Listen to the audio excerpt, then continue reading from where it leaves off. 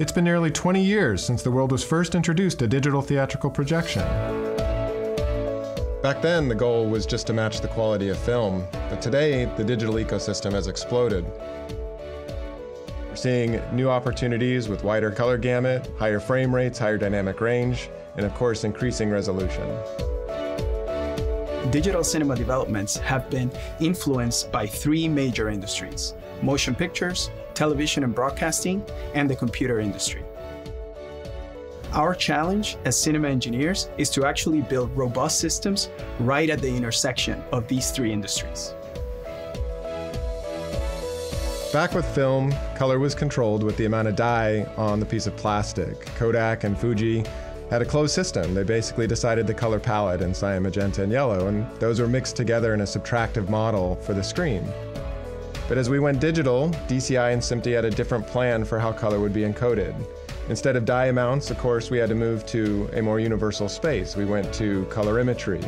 We went to XYZ tristimulus. These are spaces built on human color vision and psychophysics. And the hardware is completely different too. With film, you had a subtractive system. Cyan, magenta, and yellow dye blocked the light that came out of the film projector's lamp house. With digital, the lamp house is generating red, green, and blue light in an additive mixture. For most of the color gamut, these two systems can reproduce the same stimuli on screen.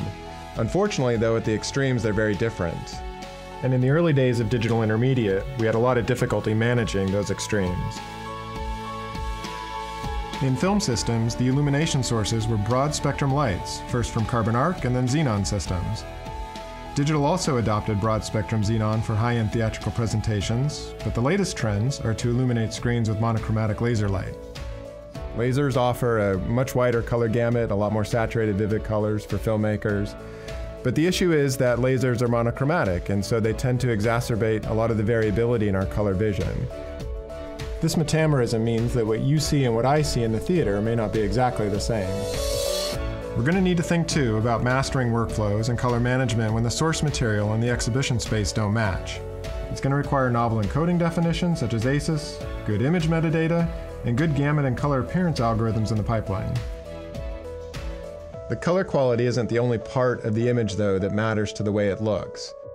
The dynamic range is also important, how bright the brights are, how black the blacks are, and we're seeing the emergence of high dynamic range technology in digital.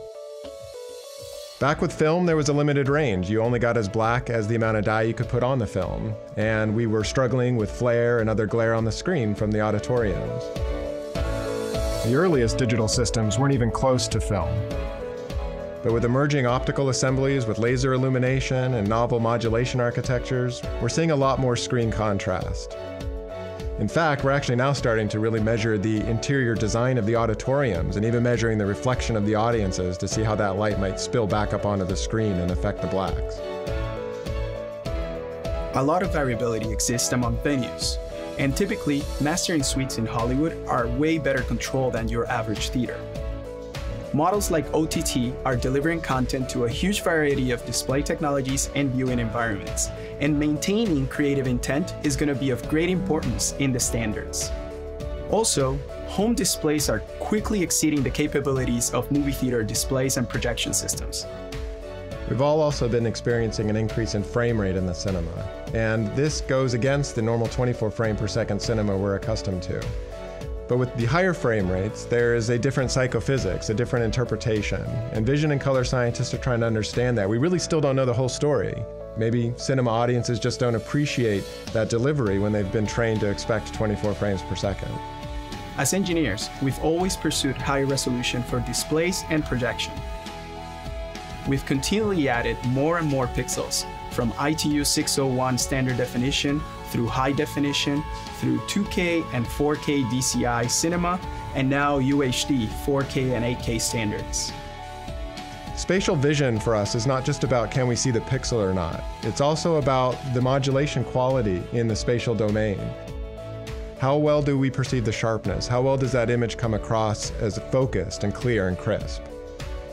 I'm convinced that the next big things in cinema will go beyond delivering content at the bounds of the human visual system. With virtual reality and augmented reality, for example, we are trying to immerse our audiences into the story. And the way that filmmakers deal in those media is going to change completely. I believe the field of computational photography will have a big impact in the cinema world due to great collaborations between engineering, computer science, image science, and cinematography. It's certainly a really fun time to be a cinema engineer.